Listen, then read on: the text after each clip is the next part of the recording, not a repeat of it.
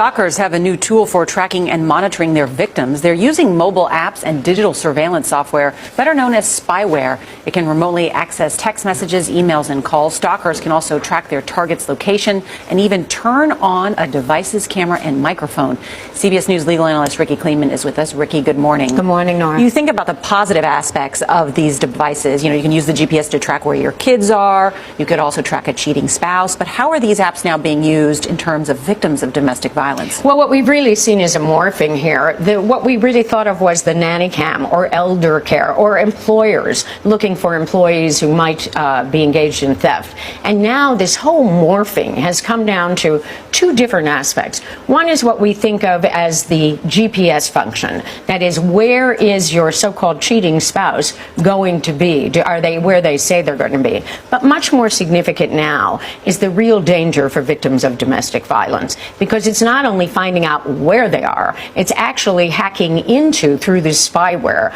to read emails, texts, hear voicemails, actually get into a phone call and eavesdrop. And one of the creepiest parts of it, from where I sit, is the ability to turn on this microphone and within 15 feet hear what is actually happening. It's treacherous. It is. How do the abusers install this software without any detection?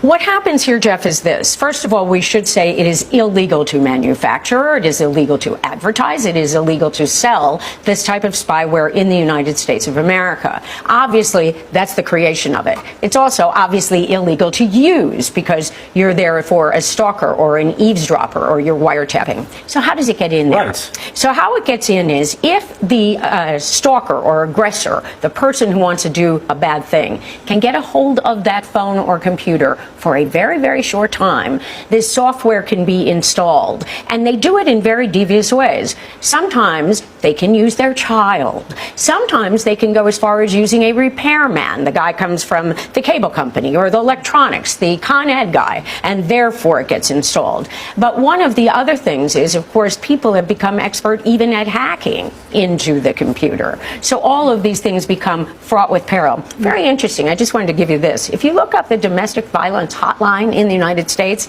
it says on the top of the first page, that gives you a safety alert to tell primarily women that your computer could be monitored and it is impossible to completely clear.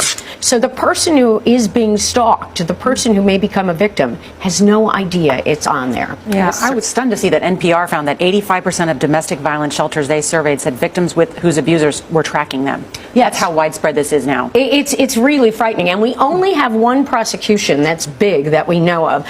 There was a man named Hamad Akbar. He pled guilty in November, $500,000 fine, 10 days in jail. And at least, therefore, the government is starting. Right. And it is legal, as you said. Rikki Klieman, thank you so much.